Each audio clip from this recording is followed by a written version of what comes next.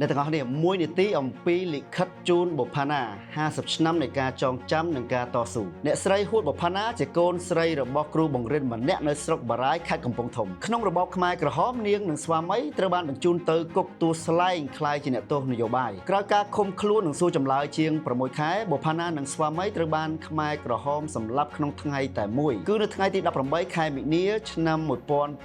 1977សម្រាប់អ្នកអានប្រឡោមលោកក៏ដូចជាអ្នកអានសៀវភៅប្រវត្តិសាស្ត្រនិងភាពយន្តឯកសារនានាគេបានចាត់ទុកបុប្ផាណាជានិមិត្តរូបនៃភាពអង់អាចនិងការតស៊ូដើម្បីសេរីភាពនិងសេចក្តីស្នេហារបស់នាងជីវិតរបស់នាងត្រូវបានសិក្សាស្រាវជ្រាវចងក្រងបង្ហាញតាមរយៈស្នាដៃមួយចំនួនមានដូចជាសៀវភៅមានចំណងជើងថាបុប្ផាណា Love in the Time of the Khmer Rouge និពន្ធដោយអ្នកស្រី Elizabeth Becker ភាពយន្តឯកសារមានចំណងជើងថាបុប្ផាណា A Cambodian Tragedy ដោយលោករតិប៉ាន់និងសៀវភៅប្រឡោមលោកប្រវត្តិសាស្ត្រច្នៃប្រឌិតដោយអ្នកនិពន្ធសូភីណាគួរបញ្ជាក់ផងដែរថាដើម្បីរំលឹកទៅដល់វិញ្ញាណក្ខន្ធរបស់បុប្ផាណាស្វាមីនិងជនរងគ្រោះដទៃទៀតកម្ពុជាមេរ៉ានឹងរៀបចំកម្មវិធីលិខិតជូនបុប្ផាណា50ឆ្នាំនៃការចងចាំនិងការតស៊ូនៅថ្ងៃសៅរ៍ទី26ខែមេសាខាងមុខនេះក្នុងគោលបំណងផ្ដល់ឱកាសដល់អ្នកអាននិងយុវជនកម្ពុជាបានសិក្សាឆ្វេងយល់បន្ថែមអំពីជីវិតបុប្ផាណានិងទទួលបានឱកាសឆ្លុះបញ្ចាំងអំពីអនាគតបន្ទាប់ពីព្រឹត្តិការណ៍ប្រវត្តិសាស្ត្រដ៏ជូរចត់នៃ